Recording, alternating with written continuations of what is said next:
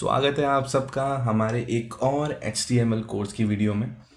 तो last video में जैसा कि आपको याद होगा हम लोगों ने अच्छे से समझा था कि एक HTML का स्ट्रक्चर क्या होता है, राइट। हम लोगों ने अच्छे से समझा था कि कौन कौन से इंपॉर्टेंट टैग्स होते हैं जो एक basic boiler plate HTML structure बनाने में यूज़ होता है।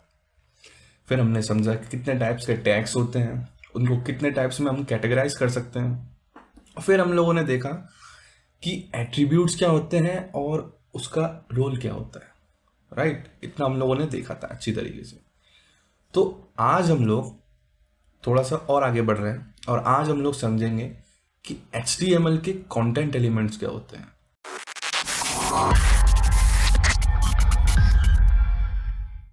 ओ, ये क्या बोल दिया मैंने, कंटेंट एलिमेंट्स? अरे कुछ नहीं, बस एक फैंसी नेम है। टेक्स्ट, हेडिंग्स, लिस्ट्स और लिंक्स, बस यही सब देखने वाला है। बस मेरा थोड़ा सा, अब देखो ऐसा है ना, कभी कभी कुछ कोई लोग टैग्स को एलिमेंट्स ही बोलते हैं। जैसे कि आप रिएक्ट में जाओगे तो आप ज़्यादातर टैग्स नहीं बोलोगे, एलिमेंट्स बोलते हो, ठीक है। तो बस मैंने भी वही यूज़ किया। तो हम लोग समझेंगे सबसे पहले कि हेडिंग्स कितने टाइप्स के होते हैं, ठीक है, हेडिंग्स क्यों यूज़ करना है। फिर हम लोग देखेंगे पैराग्राफ्स के बारे में थोड़ा समझेंगे। फिर मैं बताऊंगा कि पैराग्राफ और स्पैन में क्या डिफरेंस होता है। ये रही हमारी हेडिंग की बात। उसके बाद हम लोग पहुंचेंगे लिस्ट्स के बारे में, राइट। हम लोग देखेंगे कि लिस्ट कैसे बनाते हैं, ऑर्डर लिस्ट, अनऑर्डर लिस्ट कैसे बनाते हैं।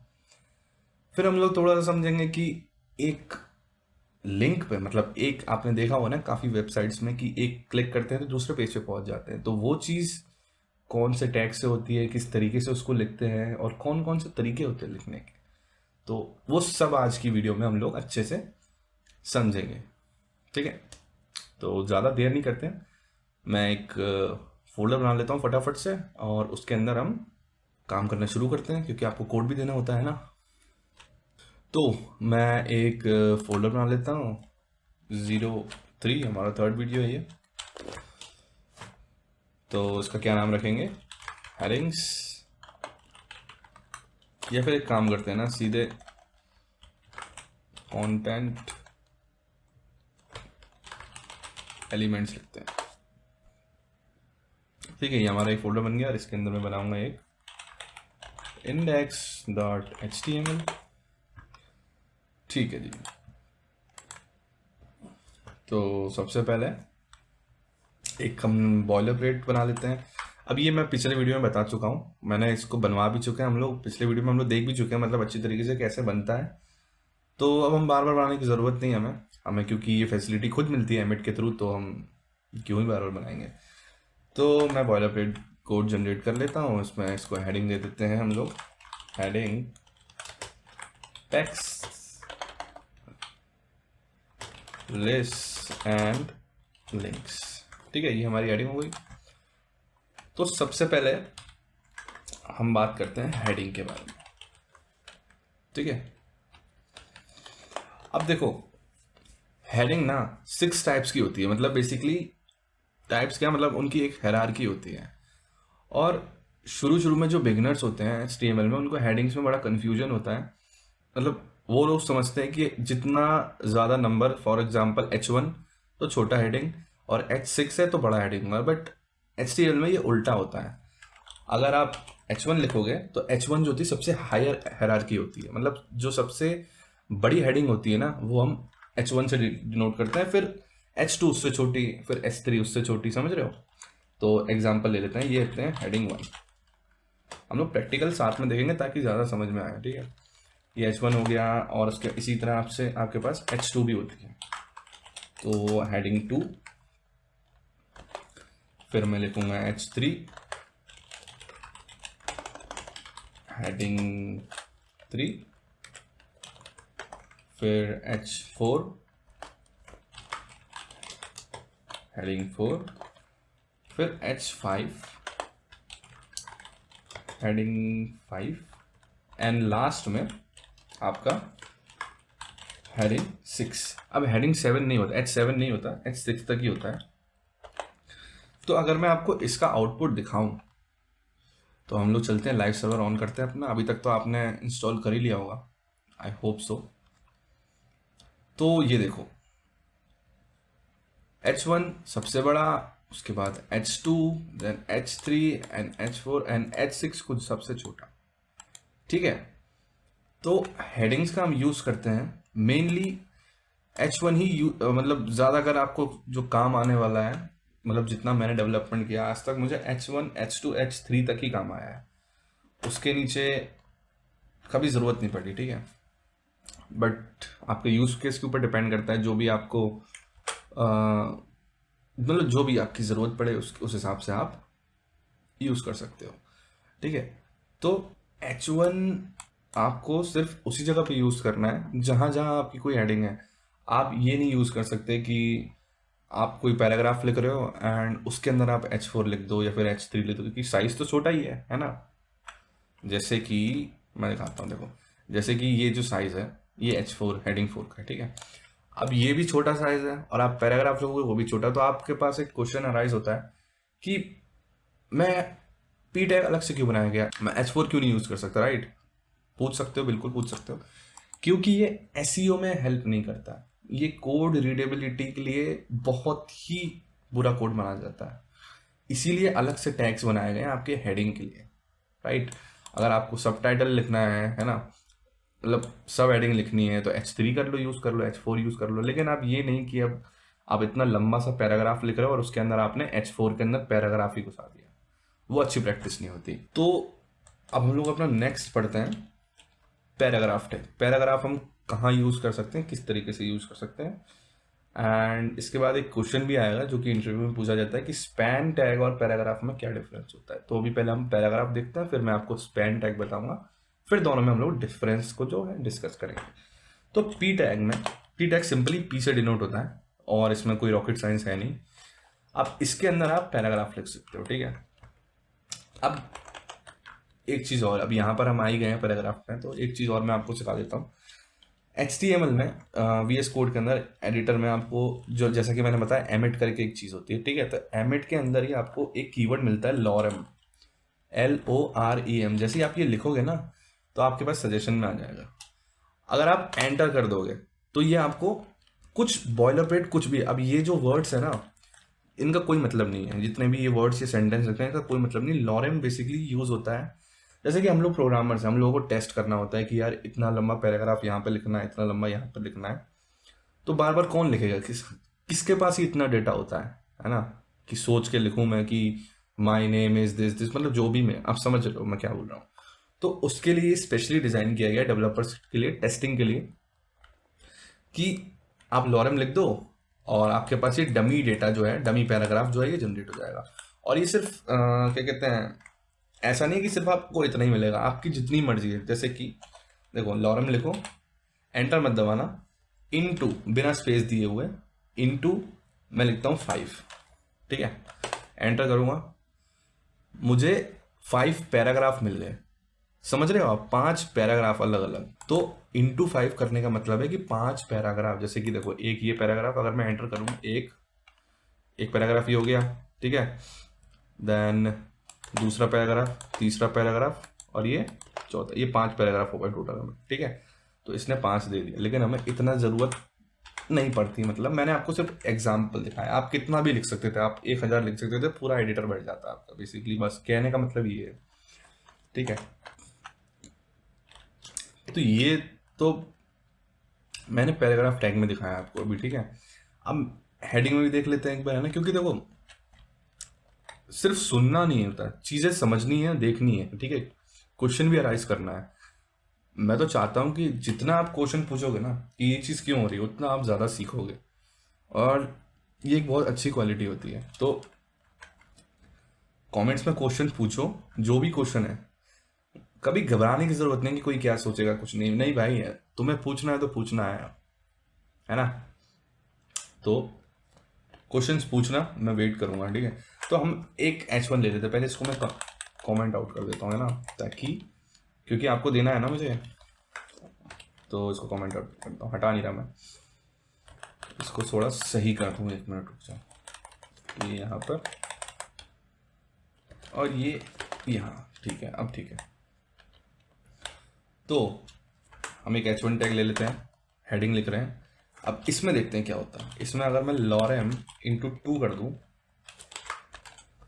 तो देखो ये भी एज अ पैराग्राफ ही ट्रीट कर रहा है।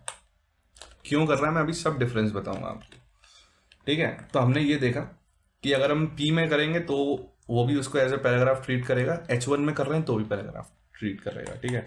अब मैं पहले दिखा तो दूं एक बार आपको, ये H1 हटाता हूँ। H1 अगर मैं दिखाऊंगा तो देखो कितना बड़ा आ जाएगा, ये कुछ ज़्यादा ही बड़ा आ गया, ठीक है। इससे हमें मतलब नहीं है, अभी इसको मैं हटाता हूँ, बस मैंने आपको दिखाने के लिए किया था। हम पी पर डिस्कशन कर रहे थे।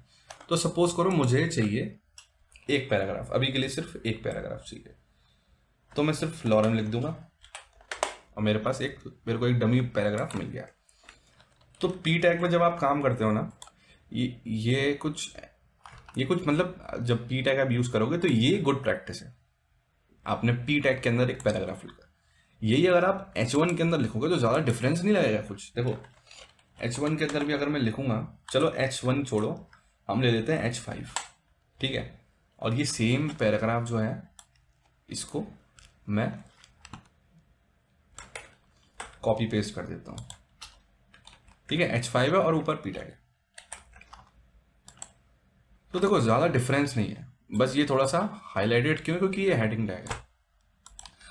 बट अगर आप एसईओ पर्पस से करोगे तो अगर जैसे ही आपका सर्च इंजन देखेगा कि आपको कुछ ऐसा कोड है, तो ये बैड प्रैक्टिस है, ये अच्छी प्रैक्टिस नहीं है। क्योंकि आपको एक अच्छा प्रोग्रामर बनना है, आपको सिर्फ ये नहीं काम चलाओ, है ना, कि बस मेरे को काम चलाओ, नहीं, हमारा मकसद ही नहीं है वो कि हम सिर्फ काम चलाओ कोड सीखें। अगर कोड सीख रहे हैं तो बेस्ट प्रैक्टिस सीखेंगे।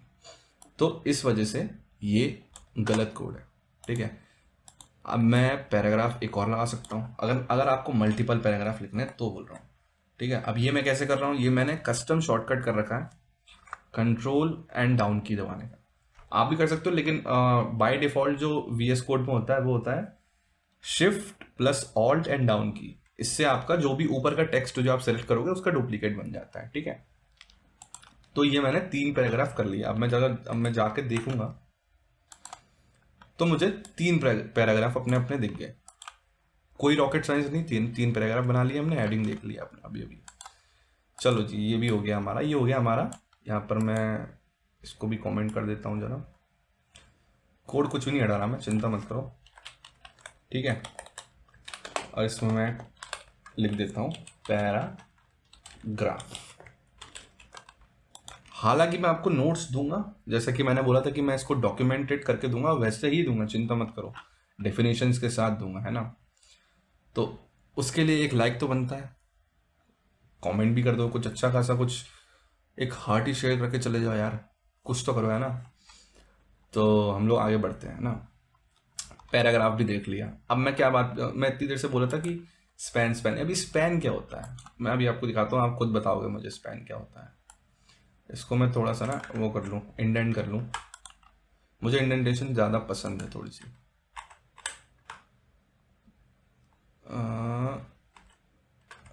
अरे यार,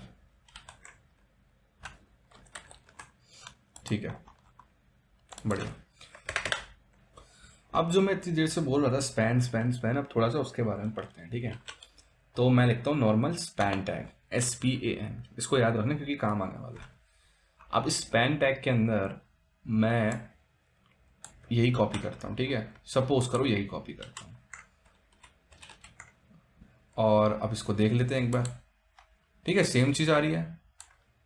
तो अब इनफ डिफरेंस क्या है अभी पता चल जाएगा, डिफरेंस क्या है। मैं एक और इसी स्पैन टैग को, इसको मैं डुप्लीकेट कर लेता हूँ, कोई दिक्कत नहीं है, टैग ही है, जैसे हमने पैराग्राफ टैग में किया था वैसे उसमें किया है, सेम ही है ना। हाँ जी, कोई दिक्कत नहीं है, सेम ही तो है, ठीक है। ये इंडेंटेशन पता नहीं क्यों मेरी ख़राब हो रही है आज, ठीक है। अब मैं अगर चेक करूँगा तो ये क्या हुआ, ये तो अलग अलग थे, तो ये एक ही लाइन में क्यों आ गए। हाँ, यही डिफरेंस होता है पैराग्राफ टैग में और स्पैन टैग में। पैराग्राफ टैग जो होता है, आप कोई भी मतलब एक पैराग्राफ टैग लिखोगे उसके बाद दूसरा पैराग्राफ, तो ऑटोमेटिकली वो दूसरी लाइन में आ जाता है।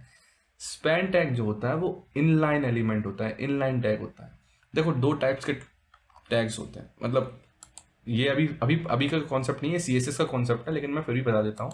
ये समझ लो कि आपका, मैं यहाँ पर, चलो नीचे ही बता देता हूँ यहाँ पर, बस ये समझना है भी आपको, ज़्यादा इसमें ध्यान नहीं देना क्योंकि हम CSS नहीं पढ़ रहे अभी। एक होता है आपका ब्लॉक, ठीक है। ब्लॉक क्या होता है? ब्लॉक जो भी एलिमेंट होता है वो पूरा स्पेस ले लेता है, भले ही आपने ए ही क्यों ना लिखा हो। अब मैं आपको एक चीज पहले मैं दिखाता हूँ। Takes full width of itself. तो अगर वो फुल विड्थ ले लेगा, अगर मान के चलो मैंने 2 एलिमेंट लिखे हैं, एक ने तो पूरी विड्थ ले ली तो दूसरा नीचे ही आएगा ना उसके, तो ये चीज होता है। और दूसरा जो होता है वो होता है इनलाइन, ठीक है। Takes only the width needed. ये सिर्फ इतनी विड्थ लेगा जितनी इसकी जरूरत है। मान लो चलो आपने ए लिखा है ना, तो वो ए तक ही है, ए के बाद आपने दूसरा टैग लगा दिया तो वो उसके बगल में ही आएगा, वो उसके नीचे नहीं होगा। तो जो हमारा पैराग्राफ टैग होता है या फिर H1 टैग होता है वो होता है ब्लॉक एलिमेंट, और जो हमारा स्पैन टैग होता है वो होता है हमारा इनलाइन एलिमेंट। तो अगर आपसे इंटरव्यूअर पूछे कि क्या डिफरेंस होता है तो आप उसको ऐसे समझाओगे, ठीक है। एक और एग्जांपल दिखाता हूं मैं आपको। मान के चलो पी टैग लिया मैंने, पहले इसको कमेंट कर देता हूं, ठीक है। अरे यार, इसको मैं टाइटल भी दे देता हूं, स्पैन। और ये आप बहुत जगह यूज करोगे स्पैन को, ठीक है। अब एक एग्जांपल है, तो मान के चलो ये मेरा पी टैग है, इसमें मैंने सिर्फ लिखा ए, ठीक है। तो अगर मैं देखूंगा सर्वर पे तो ए आ गया मेरे पास। थोड़ा सा जूम कर लेते हैं भाई, ठीक है। ए आ गया मेरे पास। अब मैं लिखता हूं नीचे एक और पी टैग लगा देता हूं, या चलो नीचे छोड़ो, मैं तो इसके बगल में लगा देता हूं पी टैग लो। इसके बगल में मैंने पी टैग लिख दिया और लिख दिया बी।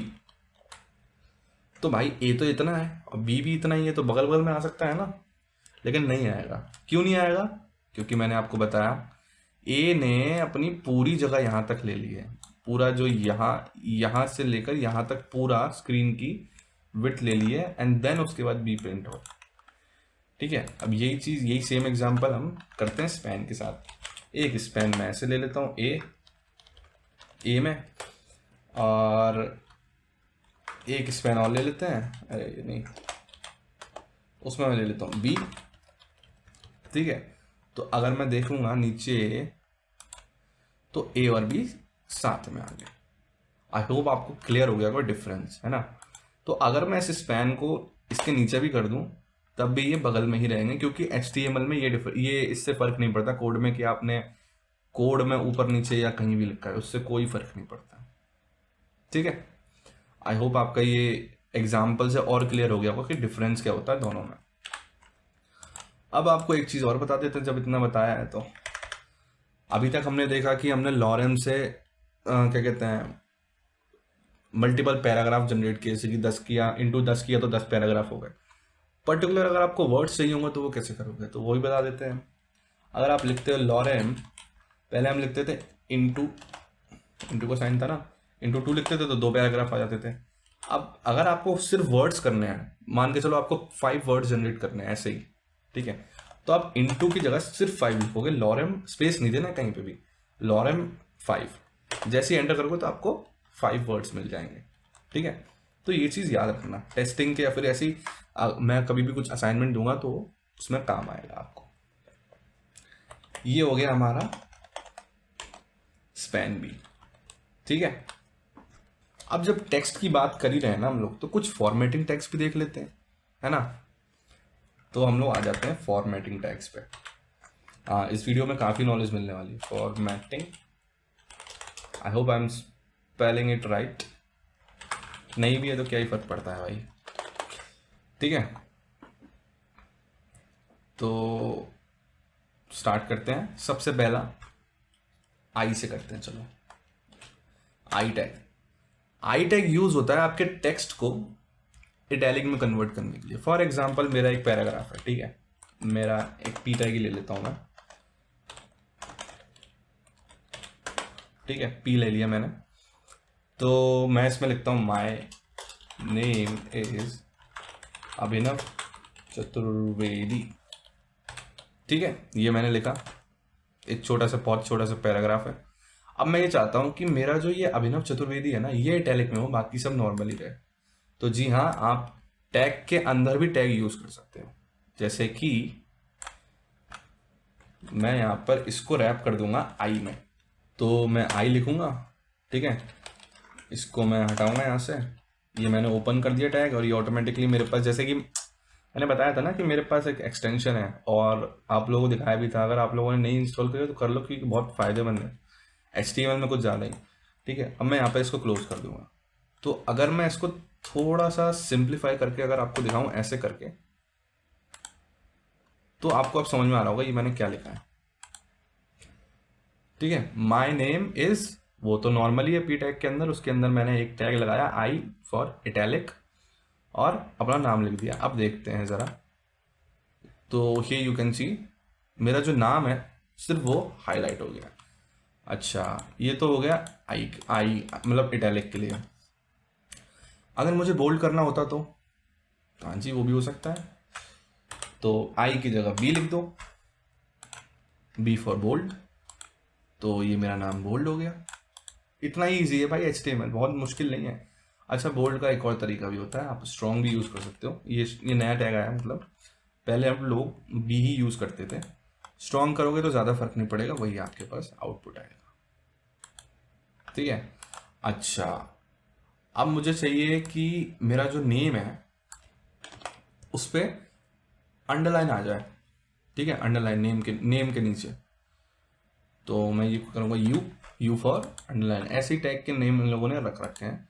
तो यू मैंने किया, तो यहाँ पर ये लिंक नहीं है, ये क्लिकेबल नहीं है। आप सोच रहे हो कि अगर ये क्लिकेबल, ना ना ना, ये सिर्फ अंडरलाइन है, सिर्फ एक टेक्स्ट का डेकोरेशन है। वो भी हम पढ़ेंगे CSS में, चिंता मत करो, सब कुछ विस्तार से। देखो, जल्दबाजी में पढ़ाना नॉट माई टाइप, ठीक है, आराम से पढ़ेंगे। आप देखते होगे कि भाई HTML की वीडियो भी इतनी लंबी लंबी इसलिए है क्योंकि अगर पढ़ रहे हो कोई चीज़ तो अच्छे से पढ़ोगे ना यार, है ना, जल्दबाजी में ख़त्म करके।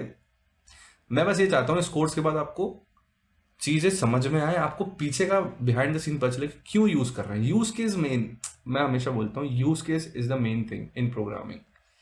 यूज़ केस पता है, सब पता है, तो अंडरलाइन के लिए हम लोग यूज़ करते हैं यू। अच्छा, अगर आपको हाईलाइट करना हो टेक्स्ट को, मुझे अपना एक टेक्स्ट को हाईलाइट करना है, तो मैं यूज़ करूँगा मार्क। एक होता है टैग मार्क, MARK, मार्क। ये भी नया आया है, HTML5 में ही आया आई थिंक। तो ये ऑटोमेटिकली हाईलाइट हो गया, जैसे हम लोग हाईलाइट करते हैं ना, तो हाईलाइट हो गया। एंड आई थिंक इसके अंदर कलर का भी ऑप्शन है कि नहीं, कलर का ऑप्शन नहीं है, हमें CSS के थ्रू ही करना पड़ेगा, वो उसका कोई लोड नहीं है, हम लोग कर सकते हैं। तो मैं एक बार लिख देता हूँ, है ना, फॉर्मेटिंग टैग्स का इनका मतलब भी लिख देता हूँ। देखो, मैं कोड में भी लिख रहा हूँ और डॉक्यूमेंटेशन में भी देने ही वाला हूँ। तो मेहनत के लिए यार आप लोग लाइक भी नहीं करते हो, आप लोग कमेंट भी नहीं करते हो, सब्सक्राइबर तो फिर छोड़ दो उसका, तो मैं क्या ही बोलूँ यार। मेरे हिसाब से तो करना चाहिए, बट पता नहीं आप लोग क्यों नहीं करते हो यार। कोई नहीं, इसके बाद कर देना, अभी तक नहीं किया है तो ठीक है। तो आई टैग के लिए I for italic and B और स्ट्रॉन्ग, दोनों में से कोई भी यूज़ कर सकते हो आप। उसके लिए bold, then you for underline and mark for markdown या फिर हाईलाइट।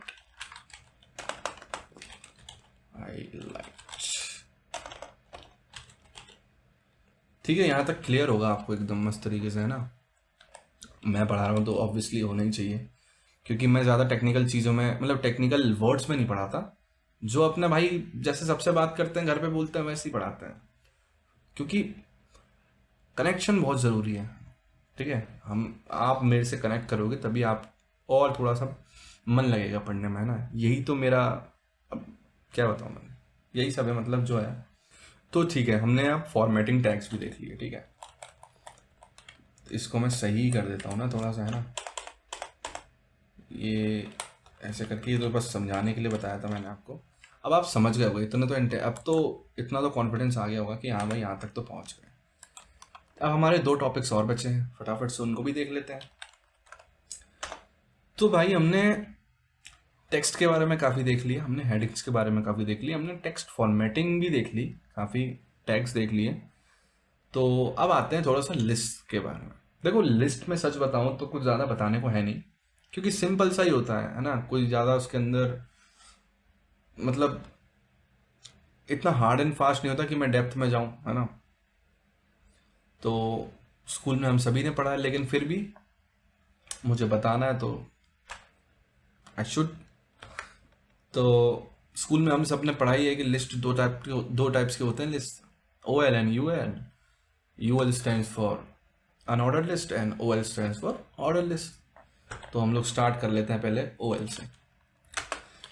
तो हमारे स्कूल में बताया गया था, या फिर जिसको नहीं याद है मैं बता देता हूँ। ओ एल जो है वो लेता है एक टाइप एट्रीब्यूट। एट्रीब्यूट आपको पता है, हम पढ़ चुके हैं, लास्ट वीडियो में पढ़ाया था।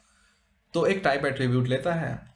अब टाइप के अंदर हमारे पास ये कुछ टाइप्स के होते हैं कि हमारे पास नंबर्स के फॉर्म में होता है लिस्ट, हमारे पास capital A B C and small A B C, उसके बाद capital Roman and small Roman. ये हमारे पास मतलब 5 टाइप्स के ही होते हैं। इसमें से हम कोई भी सिलेक्ट कर लेते हैं क्योंकि ऑर्डर लिस्ट है। और नॉन ऑर्डर लिस्ट होते हैं जिसके अंदर बुलेट पॉइंट्स होते हैं, राइट, यही हमने पढ़ा है। तो मैं चलो ले लेता हूँ, रोमन से स्टार्ट करते हैं, आई से। अब ओ एल है तो हमें एल आई भी लगाना पड़ेगा। L I stand for list items. तो बहुत इजी है याद करना, याद रखना, अगर आपको याद रखना भी है तो एल आई, देखो फुल फॉर्म याद करो, L for list and I for items. वैसे ही ओ एल के अंदर O for order and L for list, order list, समझ रहे हो। तो ज़्यादा मुश्किल है नहीं, टैग्स तो बहुत इजी है। तो मैं प्रोग्रामिंग लैंग्वेजेस के नेम ले लेता हूँ कुछ जिस पर मैंने काम किया है। तो सबसे पहले मेरी favourite JavaScript, then obviously Python, फिर ले लेते हैं हम सी प्लस प्लस, अरे और फिर ले लेते हैं हम रस्ट। तो ये कोई इसमें मतलब सरप्राइजिंग चीज़ नहीं है कि मैं जब देखूंगा तो मुझे रोमन में मिल जाएगा, बहुत बेसिक सी चीज़ है ना। वैसे ही चलो एक और दिखा देते हैं, कैपिटल ए बी सी ले लेते हैं यार, ए। तो ये हमारा ऐसे आ गया, ठीक है। अब ये आपका ज़्यादा काम कहाँ आएगा, जब आप एप्लीकेशंस बनाओगे ना, टू डू लिस्ट वगैरह, जिसके अंदर आप टास्क ऐड करोगे, तो वो आपके टास्क एज अ पॉइंट्स में ही आएंगे। फिर वो आपको उसको डन करना है या फिर नहीं करना है, चेक करना है, अनचेक करना है। तो उन सब चीज़ों में आप ज़्यादातर एल आई ही यूज़ करोगे। हालांकि तब तो रिएक्ट में बनाओगे तो खुद के कंपोनेंट्स यूज़ करोगे, बट ठीक है, वो उस पर चर्चा पे अभी हम नहीं जाते हैं, जब जाएंगे तब बात करेंगे। तो ओ एल हो गया हमारा। अब ऐसे ही होता है हमारे पास एक यू एल भी, ठीक है। अब यू एल में थोड़ा सा डिफरेंस ये है कि HTML5 जब से आया है ना, तब से यू एल जो है वो टाइप एट्रीब्यूट को अब सपोर्ट नहीं करता। जी हाँ, पहले स्कूल में हमें यही बताया गया था कि दोनों में टाइप डालते थे हम लोग, है ना, डिस्क डालते थे, स्क्वायर डालते थे, सर्कल डालते थे। तो वो अब टाइप जो है उसको सपोर्ट नहीं करता। टाइप एट्रीब्यूट आप डालोगे अगर मैं आपको दिखाऊं डाल के, क्योंकि देखो एरर जानना भी बहुत ज़रूरी होता है प्रोग्रामिंग लैंग्वेज के अंदर। मेरे ख्याल से तो मेन चीज़ एरर जानना ही होता है और समझना होता है, क्योंकि डरना नहीं चाहिए ना एरर से, ठीक है। तो मैं सब कुछ कॉपी पेस्ट कर लेता हूँ, नहीं कॉपी पेस्ट नहीं करूँगा, यहाँ पर हम फ्रेमवर्क्स के नाम लिखेंगे। हालांकि रिएक्ट फ्रेमवर्क नहीं है, एक लाइब्रेरी है, लेकिन स्टिल। तो रिएक्ट जेएस लिख लेता हूँ, दूसरा मैं नेक्स्ट जेएस लिख लेता हूँ, तीसरा मैं जेंगो लिख सकता हूँ, एंड उसके बाद मैं फ्लास्क ले लेता हूँ, ठीक है। सारे वेब फ्रेमवर्क्स ही हैं ये। अच्छा, अब टाइप में मैं लिखता हूँ सर्कल, ठीक है, जैसा ऊपर किया वैसे ही नीचे किया है। तो जब मैं यहाँ पर आऊँगा तो मुझे एरर नहीं मिला, अभी नहीं मिला, बट यूजुअली मिलता है। डिस्क लिखता हूँ मैं अगर, तो आई डोंट नो अभी क्यों नहीं मिलता, बट यूजुअली आपको यहाँ पर एक बड़ा सा एरर मिलता है।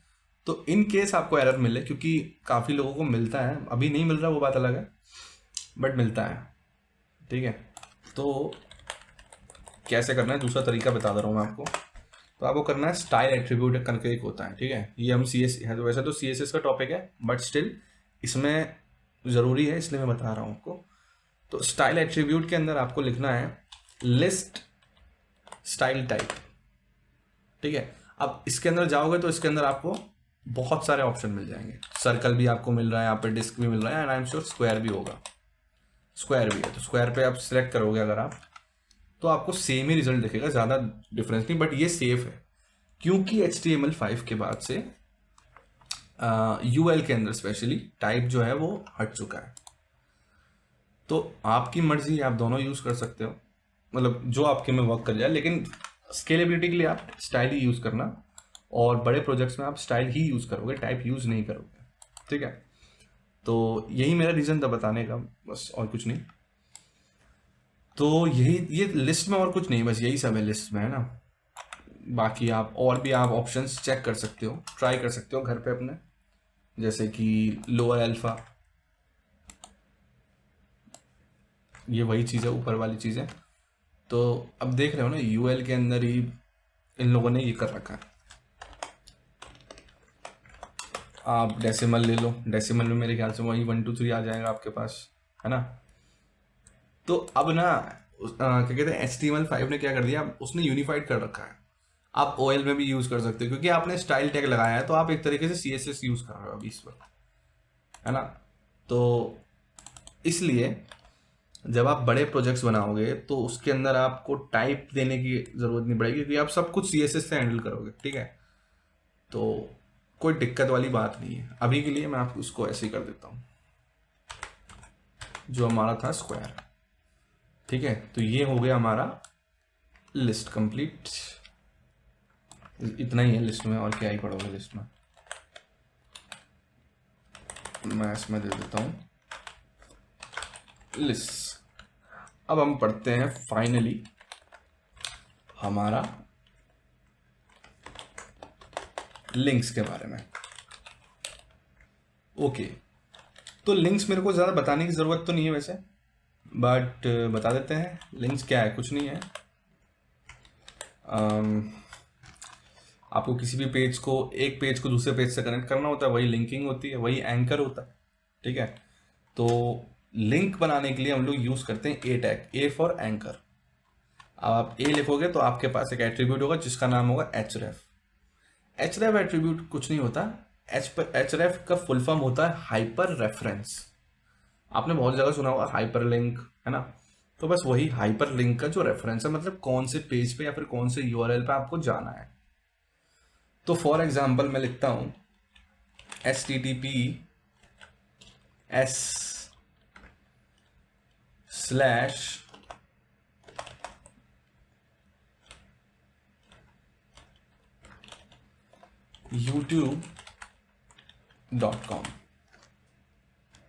या चलो google.com ले लेते हैं यार,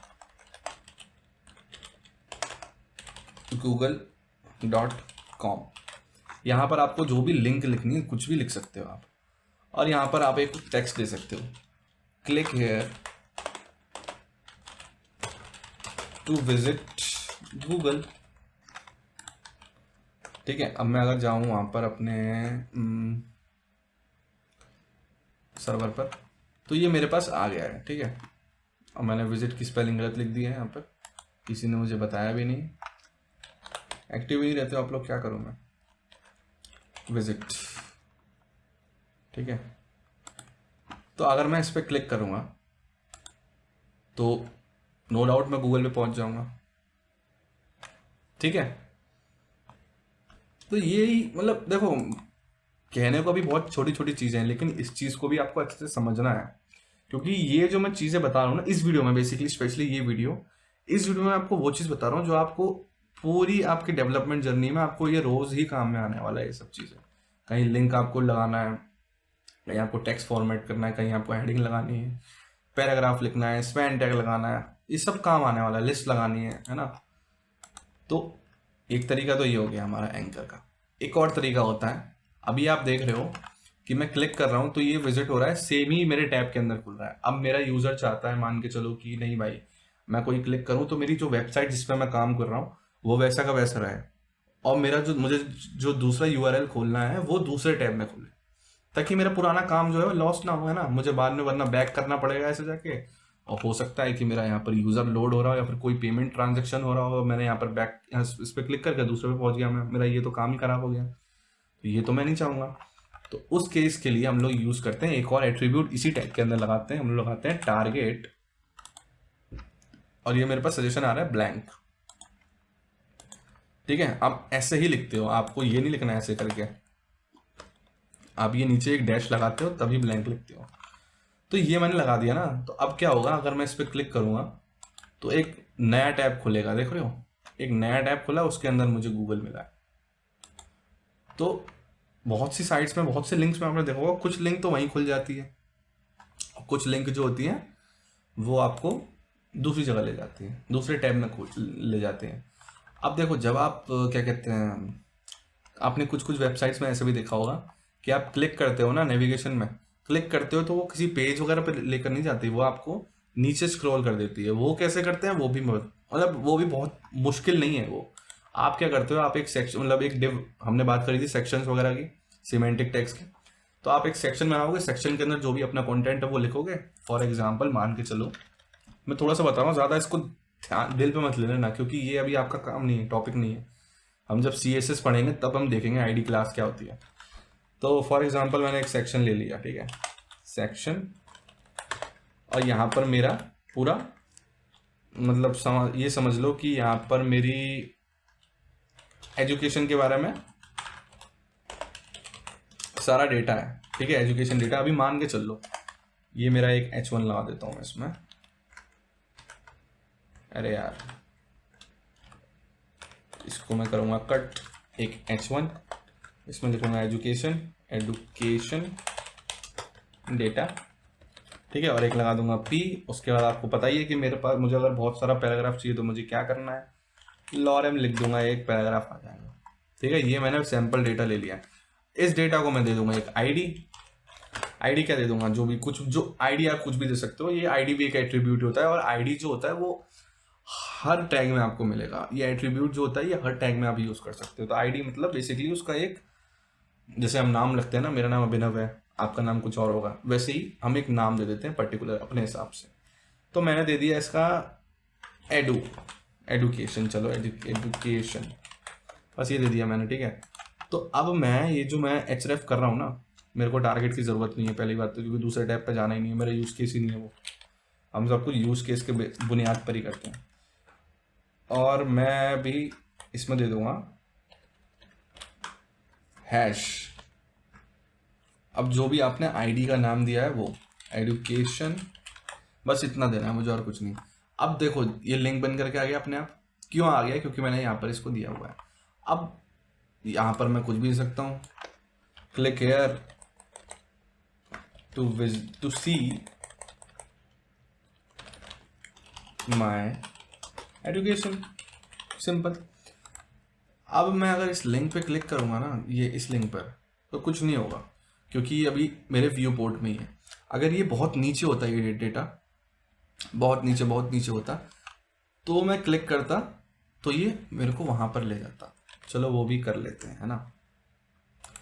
अगर आप आए ही हो चैनल पर तो वो भी करके दिखा देते हैं आपको।